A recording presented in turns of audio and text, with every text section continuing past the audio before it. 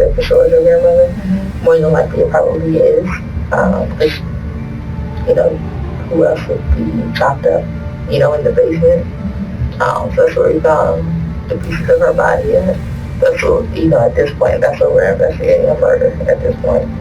A jury found a Maryland woman guilty of murdering her 71-year-old mother. Now, the details of the case are disturbing. Candace Craig has been convicted of killing and dismembering her mother with a chainsaw and burning her remains on a backyard grill. On May 27, 2023, someone in a quiet Maryland neighborhood noticed black smoke coming from behind a house on Hill Road. At first, it looked like a small backyard fire that had gotten out of control. The fire department came, the smoke cleared, and everyone moved on. But no one knew what had really happened behind that house. No one knew that a 71-year-old grandmother named Margaret Craig had not been seen for days. And no one knew that police would soon return to that same home for a welfare check.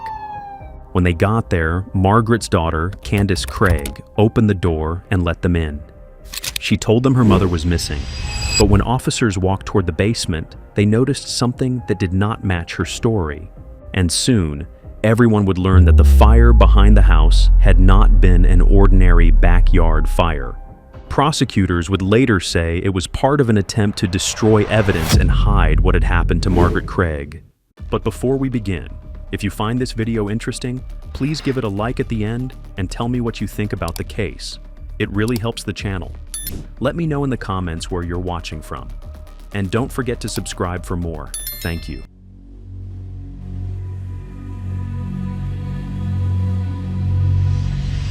Before anyone knew what the smoke behind the house meant, Margaret Craig was already missing from the life she had built around that home. She was 71 years old, and to some of her relatives, she was not just Margaret. She was Auntie Joyce, the older woman they expected to hear from, check on, and worry about when she suddenly went quiet. Margaret lived in the Hill Road home near the Hyattsville and Landover area of Prince George's County, Maryland, and by 2023, she was not in the kind of condition where silence could be brushed aside. She had suffered multiple strokes, she had diabetes, and she needed help with regular daily tasks. She did not drive, so if she needed to go somewhere, someone usually had to know about it or take her there. That was why her disappearance did not feel normal to the people who cared about her. Candace Craig, Margaret's daughter, was the person closest to her daily routine. She lived in the same house, and she was supposed to be the one helping Margaret through the health problems that had made her more dependent on the people around her. She knew when Margaret needed something. She knew how Margaret called for help. She knew her habits, her movements, and her health issues. From the outside, it could have looked like a common family arrangement. An aging mother needed support, and her adult daughter was there in the home with her. But inside that same home, the relationship was more complicated. Margaret was not only being cared for, she was also helping to hold the household together. She collected Social Security and pension income, and prosecutors later said she had worked hard all her life. She was helping support Candace, her grandchildren, and even Candace's boyfriend, who was also allowed to live in the home.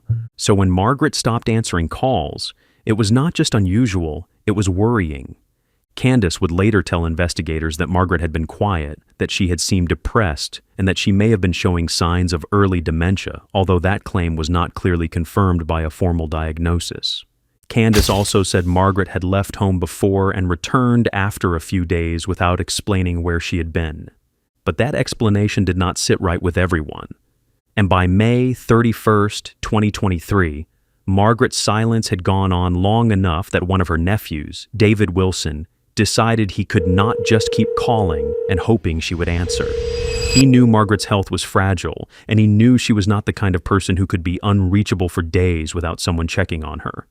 So he went to the Hill Road home himself, expecting to either see her, hear from her, or at least get a clear explanation from the people inside. But when David got there, no one answered the door. That made the situation feel even more serious, so he called the police and asked for a welfare check. At the same time, he messaged Candace, because if anyone should have known where Margaret was, it was the daughter who lived with her and cared for her. David wrote, "I'm on the phone with the police. They are doing a wellness check. Sorry to scare you, but this is not normal." But Candace's response was not a worried call asking what had happened. She just replied with a thumbs up. And that small response would later feel strange because, at that point, Margaret had not been returning calls. Her family was worried, and a relative was standing outside the house calling the police. But Candace still did not sound alarmed, and when Candace eventually came to the door, she gave the family and the officer a simple explanation. She said Margaret had gone to a friend's house. She also said she would wait 72 hours before filing a report herself because in her version of events, Margaret had left before and come back after a few days. For the responding officer, there was not enough in that moment to push further.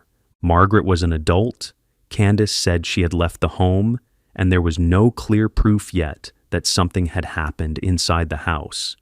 So the first welfare check ended without a discovery, but for Margaret's relatives, the explanation did not settle anything. It only gave them another reason to keep worrying, because Margaret was elderly, she had serious health problems, she did not drive, and the idea that she had simply gone off to a friend's house without telling the family did not feel right. Candace's explanation bought her time, but it did not stop the concern. And 2 days later, police came back to the same house. On June 2nd, 2023, the concern around Margaret Craig had not gone away, and by early afternoon, police were called back to the Hill Road home. This time, officers from the Division 3 Landover station responded at about 1:35 p.m. for another welfare check. Another family member had not been able to reach Margaret for several days, and with her age and health problems, that silence still did not feel safe. Candace Craig answered the door again, and just like before, she did not block the officers from coming in. She allowed them inside the home to search for her mother, which could have made her look cooperative at first.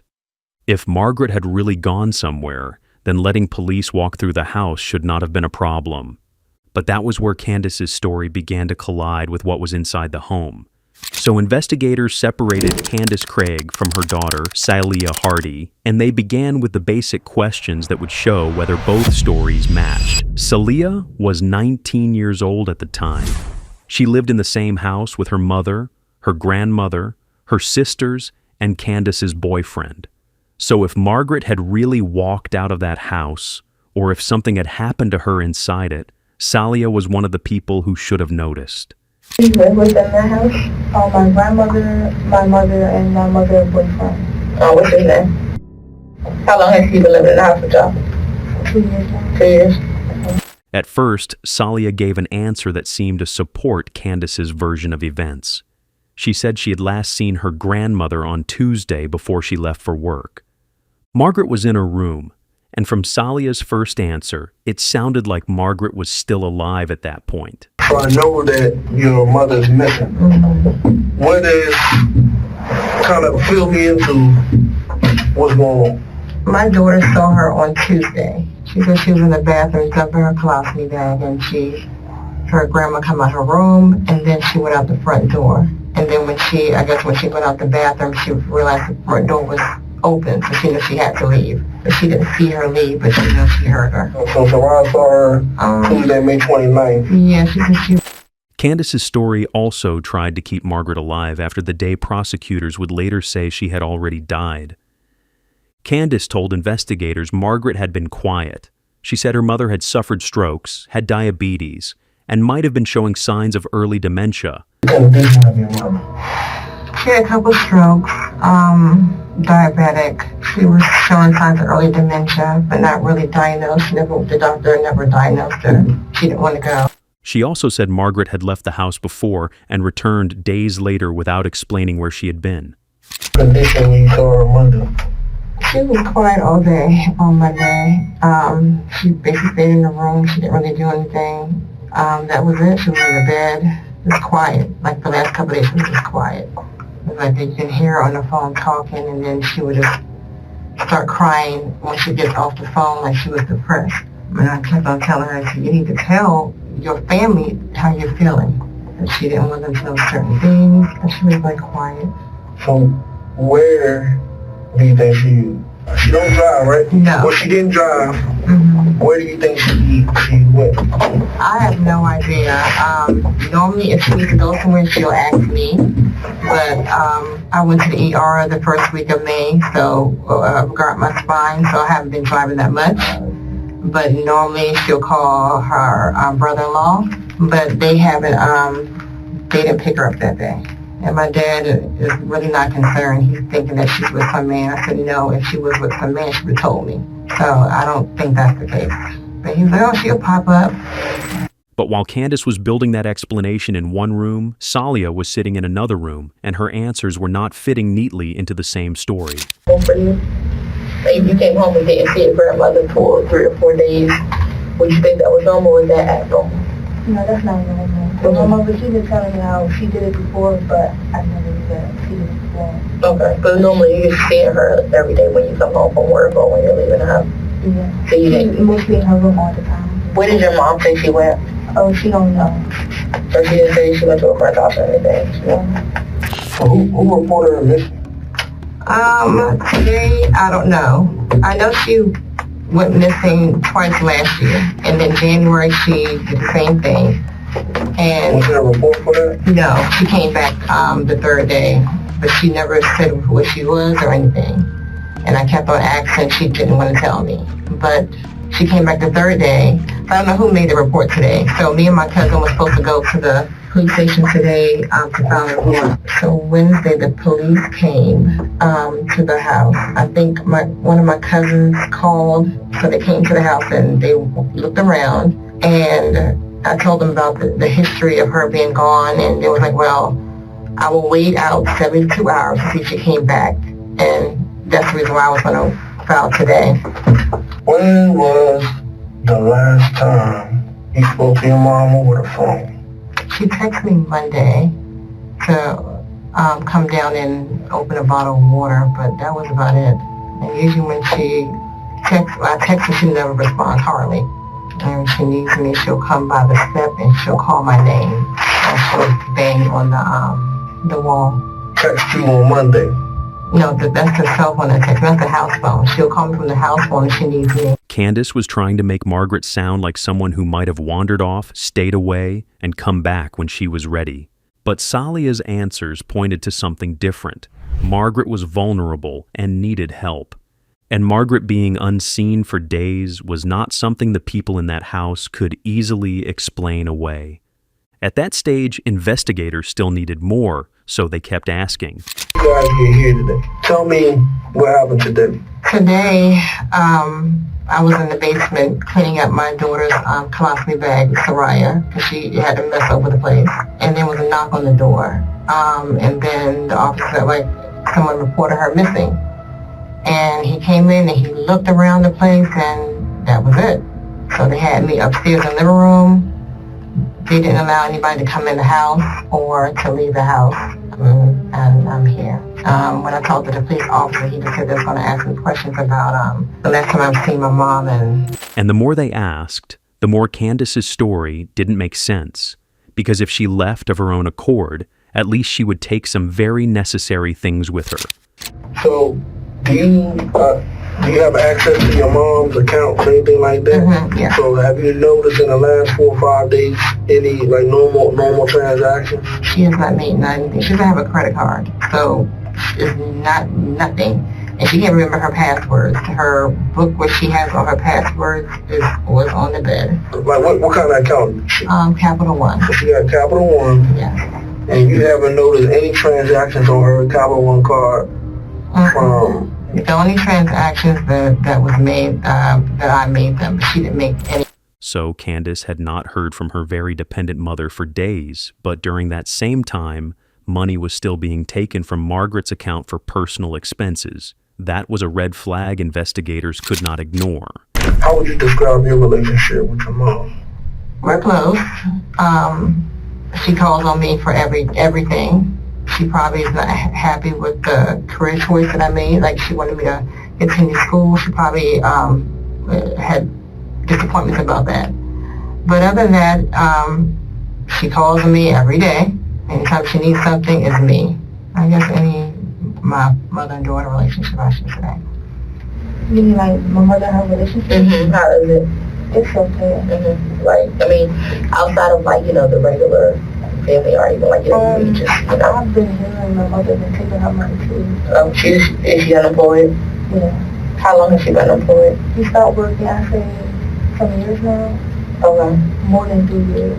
She said she gets paychecks, but I don't know how. Okay. At this point, investigators needed to know whether there had been tension between Margaret and Candace, and what they found would be a very important clue. You mother ever been violent with her or anything, or? No, never. Okay. I don't hear her yelling, or they don't yell at each other or nothing. I know, like, my grandmother, she calls my mother name, like, every day. She gets irritated and stuff. Like, why should you call me and stuff? But that's about it. Okay. Could Candace's unemployment have been one of the major issues between her and Margaret? And could that tension have eventually turned violent? And so she calls you every day, and at this point you're not concerned, even though you typically talk to her daily. And here it is, it's been 4 days, 5 days, and...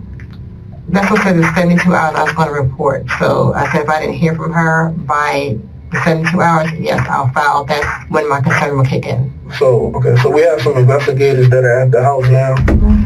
They conducted they got a court-ordered search warrant to search the house. So they're doing that now. And as soon as investigators mentioned that her house would be searched thoroughly, Candace's body language changed. She started shaking, and for the first time, she looked like she was losing control. Right now, what we're investigating, we found a dismembered body. Do you know what dismembered means? Okay, so we found pieces of a body. Pieces like chopped up, like somebody's body was chopped up in bags in the house. I can't say for sure that it's your grandmother. I don't know whose body it is. I don't know who else's body would be in the house, but she's obviously missing at this point. We'll get her. We'll get whoever it is identified, but more than likely, based off of saying that, everybody saying that they haven't seen her, it probably is her. So that's what I'm a homicide detective. So that's what I'm investigating. So that's why I'm asking you the questions along the lines of like, would it, like, if it got to a point where it got so, like, to the point where it got so violent, you know what I'm saying? So, because the thing is that it wouldn't make any sense for us to find, like, pieces in bags. During the second welfare check, officers moved through the house and made their way toward the basement. They noticed a strong odor. Then they saw the first signs that something serious had happened there. There were white plastic trash bags in the basement. There was blood evidence near them. There were cleaning materials, cutting utensils, and a knife. Officers also found chainsaw-related items, and later investigators would recover the chainsaw itself. At that point, the house no longer looked like the home of an elderly woman who had simply walked away. It looked like someone had tried to clean up after something, and that changed everything.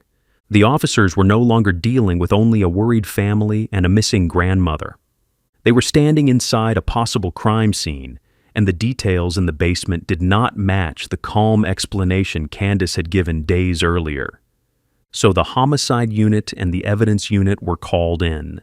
After what officers found inside the Hill Road home, the investigation could not stay at the level of a simple welfare check. I can't say that for sure is your grandmother. More than likely it probably is. Because, who else would be chopped up, in the basement? So that's where we found the pieces of her body at. That's what, at this point, that's what we're investigating, a murder at this point. After the sudden revelation of how much investigators had found in the house, Salia's first version started to weaken. So you can think of anything, let me know. I know I heard my grandmother scream, but when was this? This was Monday. Now I know her scream, but she always screams. Like when she was to fall and stuff, she would always scream. So I asked my mother, what is that? She said that the boyfriend knocked something over, but all I heard was a scream. So I really don't know why. So you heard her scream on Monday night, and then you woke up, or was you in your room? I was already up. Oh, so you was already up in your room? Yeah. And then you came out of your room, actually? No, my mom, she came in my room. I was like, who's that screaming? She was like, bending knocked something over, but it didn't sound like bending knocked over something because he was in the basement. You know, I couldn't really hear anything. So you heard her scream basically from her room, and then your mother came in your room, and shortly after, and she said that it was Benny had knocked over something. Yeah. You just didn't think twice about it. Yeah, because she always, when she falls, she screams. Okay. She had not really seen Margaret the way her first answer made it sound. She had gone near the room, she had heard a sound, and she had assumed her grandmother was sleeping or snoring. But when detectives pressed her, that assumption became important because it meant Salia may not have seen Margaret alive at all.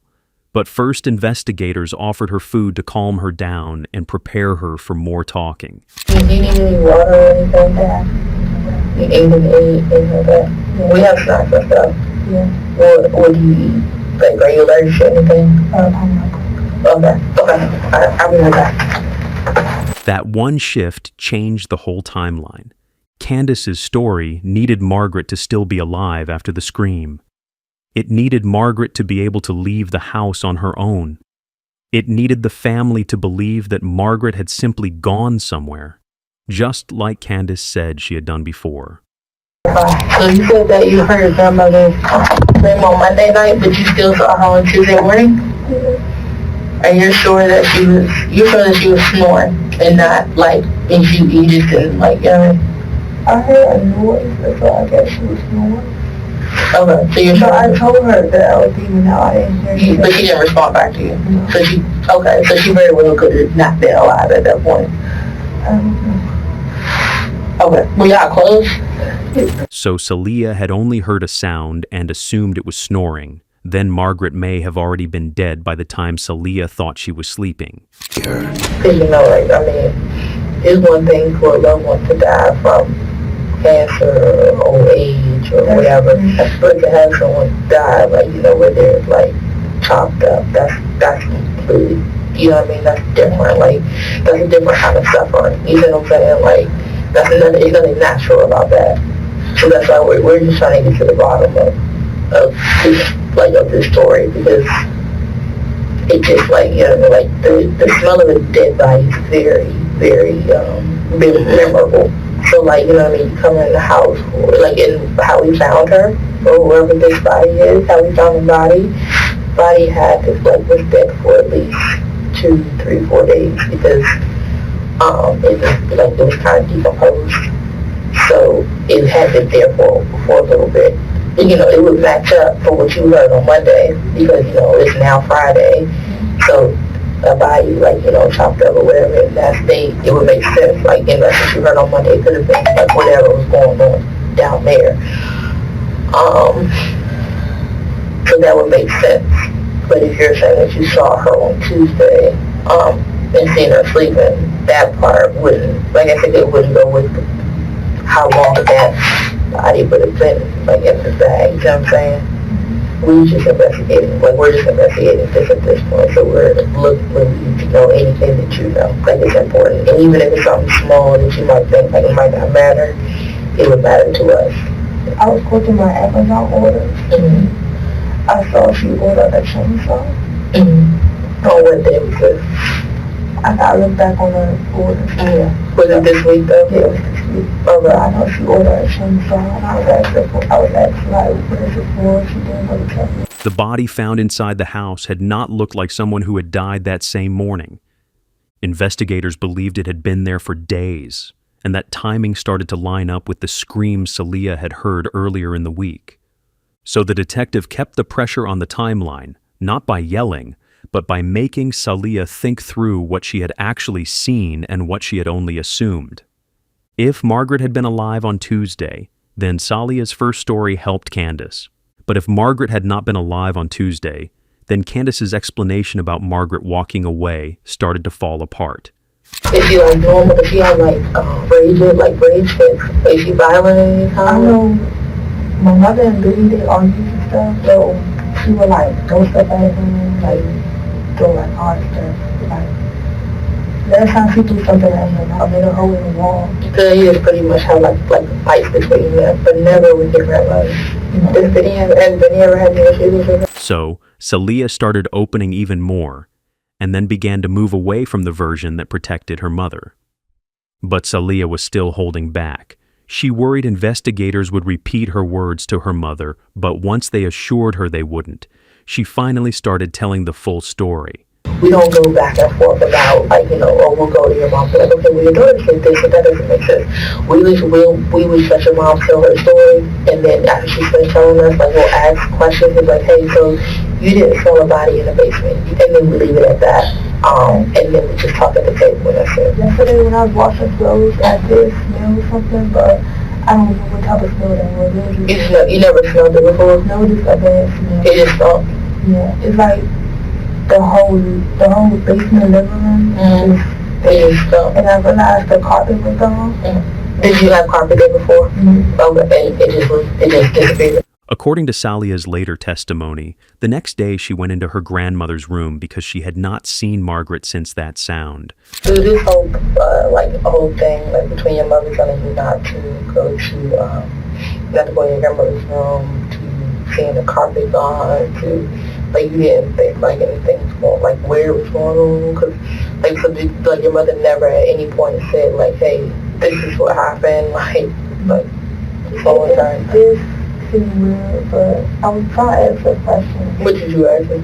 And you heard from grandma and stuff like that. She said, she was texting her and stuff, like texting back and stuff, going back and forth with grandma. And I know she went grilling. She tried to grill. Like when you like barbecue. I know she tried to grill. Did y'all eat any of that food, or she just grilled and didn't bring nothing in? No, she just grilled. Okay, but I smelled it, but I just didn't see no. But you didn't see no food and not like that. No. Okay. So when your cousins, I guess, came over and they were suspicious of the whole thing, because they're the ones who kind of initiated this whole thing anyway. Because then I guess they couldn't get a hold of her. And then they came in, like you said, they went to the house, police came, they found nothing. Did you never see those trash bags in the basement at all? No. Did you smell it? I just smelled something bad. Margaret was dismembered and put into a trash bag, and there was blood on the carpet. I'm asking, like, what do you think could have went wrong between your mom and your grandmother to the point where it could have got, like, to the point where your grandmother ended up in a position where they might have been in either a physical altercation or altercation that just went bad and she got to this point? I think altercation that went bad because I heard her scream. You hear your grandmother, but you didn't hear anybody else scream that night, like nobody argued or nothing, just heard her scream. I just heard her scream, then after that, no scream at all. That next morning, you saw her before you went to work. Yeah. You think you heard her snoring though? Yeah. Did you smell anything when you went in the room? I think I smelled pee. Okay, so it kind of stunk in the room. Yeah, it just smelled like pee. They mentioned in the police report that that you and your mom were acting kind of weird that day, like kind of trying to get them out. No. I was trying to like get them to stay. To stay? And your mom was trying to get them to stay? Yeah, I was trying to figure out where she was at too. Okay. I don't know if she was people playing her own things. But piece by piece, the version that protected Candace was falling apart. According to Salia, it started in the early hours of May 23rd, when she heard Margaret scream from inside the home. At first, she did not fully understand what the sound meant, because Margaret had health problems and sometimes screamed when she fell. But this time, when Salia asked Candace what had happened, Candace gave her an explanation that did not feel right. She said her boyfriend had knocked something over. But Salia knew what she heard. Then, the next day, Salia went into her grandmother's room because she had not seen Margaret since that scream, and that was when she found Margaret in a blue bin. From that moment, according to Salia, the story stopped being about finding Margaret and became about hiding what had happened to her. Candace was angry that Salia had gone into the room, but instead of calling for help or explaining what happened, she allegedly pulled Salia into the cover-up. Then came the Amazon order. Salia told investigators she saw that Candace had ordered a chainsaw that same week, and by the time police later searched the home, they would find chainsaw-related evidence, cleaning materials, cutting tools, and signs that someone had tried to clean up the basement. And that brought the story back to May 27th, the day black smoke rose behind the house. According to Salia's testimony, Candace wanted to burn what was left of the evidence behind the home.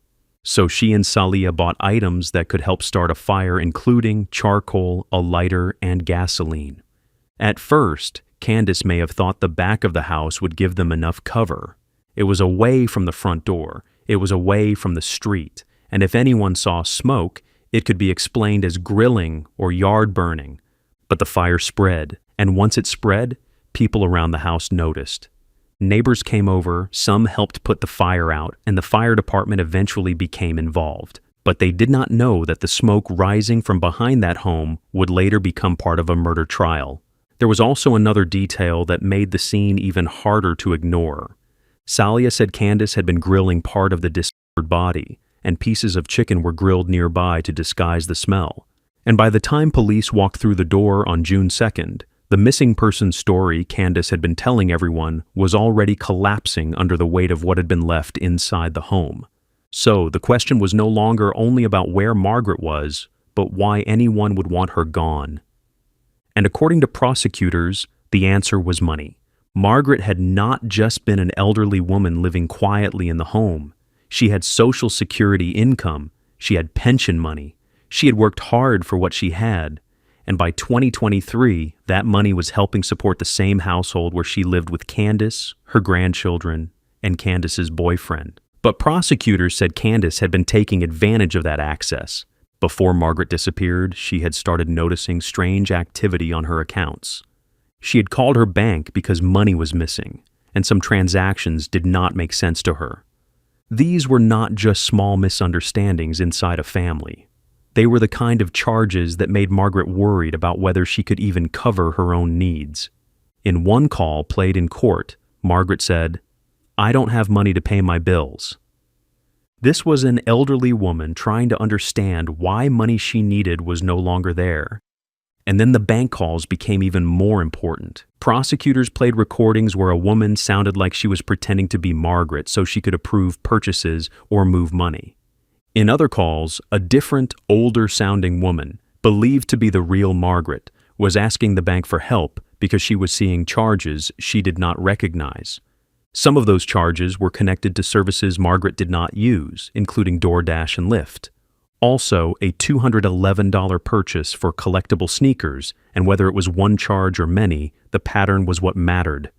Margaret was seeing money leave her account, and prosecutors said the person behind it was her own daughter, and that made the final days before Margaret disappeared much clearer. According to the prosecution, Margaret had discovered Candace was stealing from her. She had confronted her about it, and she had threatened to report her to the police. Then there was another part that made the theory even stronger. Margaret's account was allegedly still active after her death. Investigators looked at purchases made after May 23rd, and some of those purchases were not random household items. They were items connected to the cover-up, including bags, paper towels, a plastic drop cloth, and the chainsaw purchase was also connected to Margaret's name or account. If that was true, then the same money Margaret had been trying to protect may have been used after her death to help hide what had happened to her. That was the part prosecutors wanted the jury to understand. By the time Candace Craig's case reached trial in October 2024, Salia had already pleaded guilty to accessory after the fact. As part of her plea agreement, she had to testify truthfully against her mother. A grandmother was killed in her own home, that her body was kept, and then that her daughter, who allegedly did the murder, cut the body up, tried to burn it on a grill. So now that woman is on trial. Her name is Candace Craig. Her mother's name was Margaret Craig. Her daughter, we should say, Candace Craig's daughter, Salia Hardy, was charged with accessory after the fact, and she has pleaded guilty. And in exchange for a potentially lighter sentence, she agreed to testify, and she said to tell the truth. And that became one of the biggest conflicts in the trial. Was Salia a frightened daughter who finally told the truth, or was she shifting blame to save herself?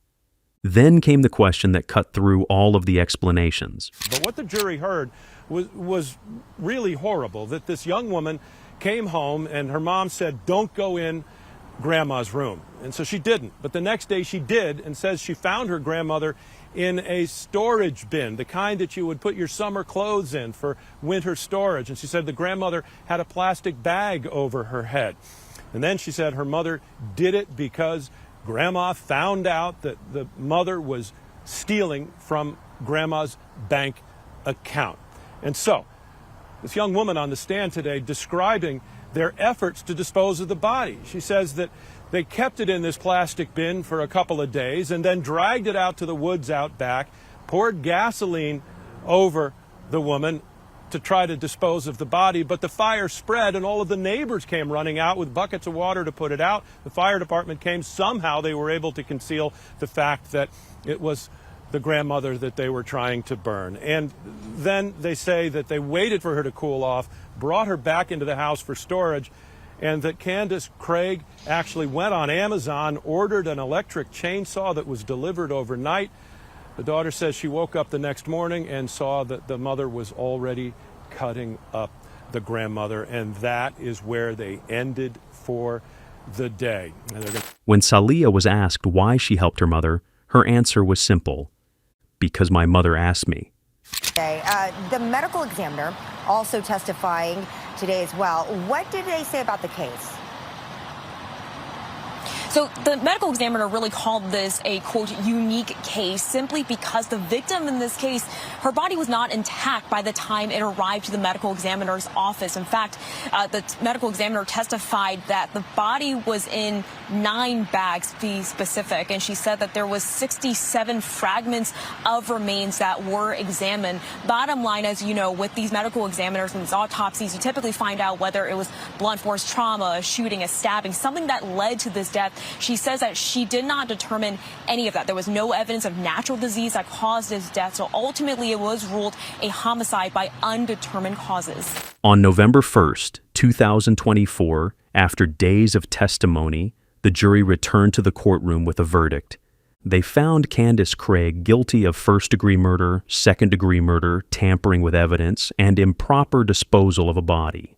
After the verdict, Prince George's County State's Attorney Aisha Braveboy spoke about Margaret, and she did not describe her only as a victim. This is a giving, caring, loving, compassionate, and understanding woman who was killed, who was asphyxiated by her daughter. And make no mistake, Miss Candace Craig absolutely committed this crime, and she is now being held accountable. The state's attorney's office will be pushing for life. And on February 19th, 2025, Candace Craig was sentenced to life in prison without the possibility of parole. Then Salia Hardy's case ended differently. She had pleaded guilty to accessory after the fact, and after spending more than 500 days in jail, she was sentenced to 5 years of supervised probation. But this was not only a murder case, it was a family destroyed across 3 generations. And that's where this case comes to a close. What do you think about everything that happened? Share your thoughts in the comments. If this story stayed with you, there are more cases on the channel that explore situations just as disturbing. Make sure to subscribe, leave a like, and share the video. It helps keep stories like this from fading away. Thanks for watching, and I'll see you in the next one.